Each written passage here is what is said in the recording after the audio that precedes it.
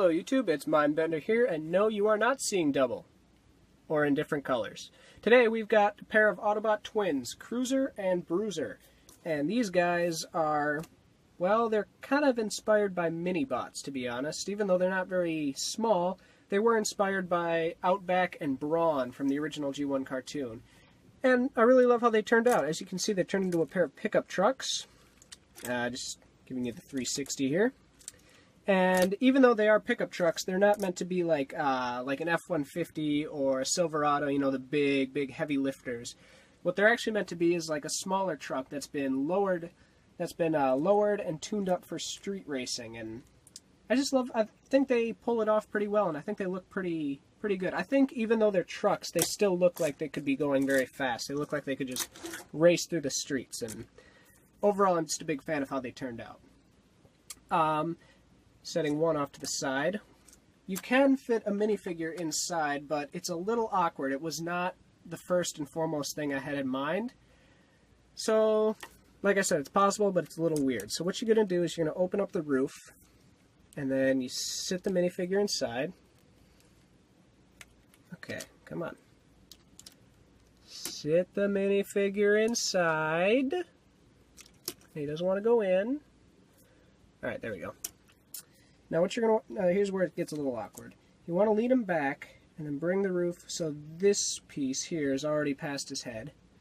Then you kind of lead him back as you're closing the roof. And there you go. He's inside. He's leaned way farther back than he should be, but he's inside.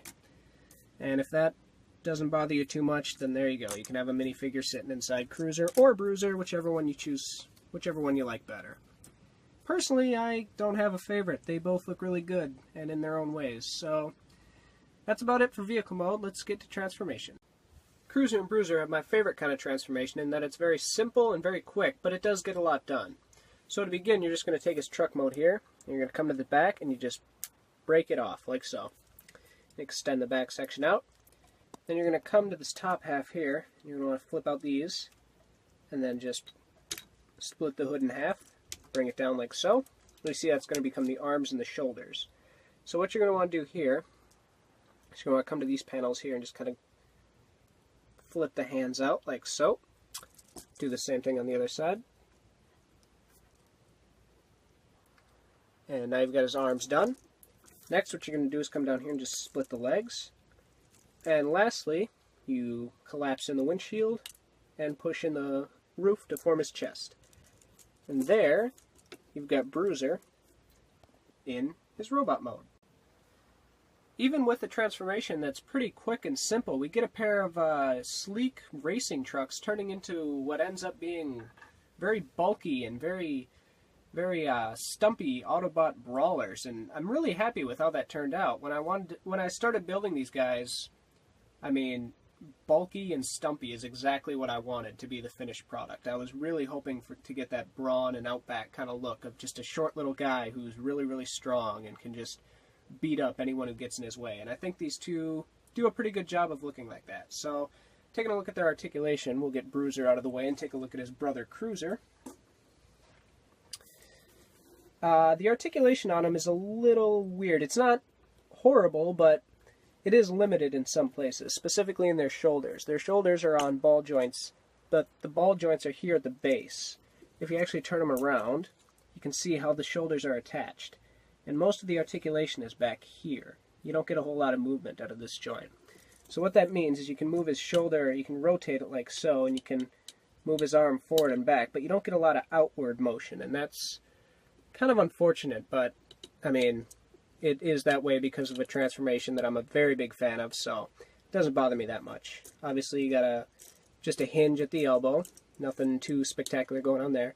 Got a ball-jointed head, as I do love a ball-jointed head. The legs are also on ball joints, but they're just so, you know, they can move forward and back. And they do bend at the knee as well, but they're kind of just so big and chunky that it doesn't really, I mean, it doesn't really make a difference, but if you want to twist and bend the knee, I mean, you can do that. It's on a ball joint, so. The articulation is nothing overly spectacular, but it is there, and it's not impossible to pose these guys if you want to, so. Overall, I think it turned out pretty good. Now, as far as weapons go for these guys, they do actually have unique weapons, despite being twins. We'll set Cruiser aside and start off with Bruiser.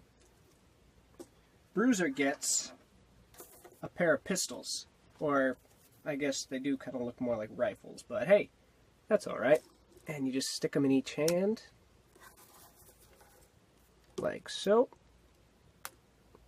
And that's Bruiser all armed up and ready to go. So setting him off to the side now. Bring in Cruiser back in. Cruiser gets this. He only gets one, but from the looks of it, I'd say one is all he needs. It's just got this big old be-all and end-all gun, just in case he ever decides he needs to blow up a continent. So you put these two together, and they just look like a pair of brothers you do not want to mess with. Alright guys, well until next time I want to thank you all for watching. If you like this video, please give it a thumbs up. If you really like this video, feel free to subscribe or leave a comment and tell me what you thought of these guys. If you want to find out more about me and what I do, check out my Facebook page, which will be linked in the description down below. I've been M1NDbender, and I'll talk to you later.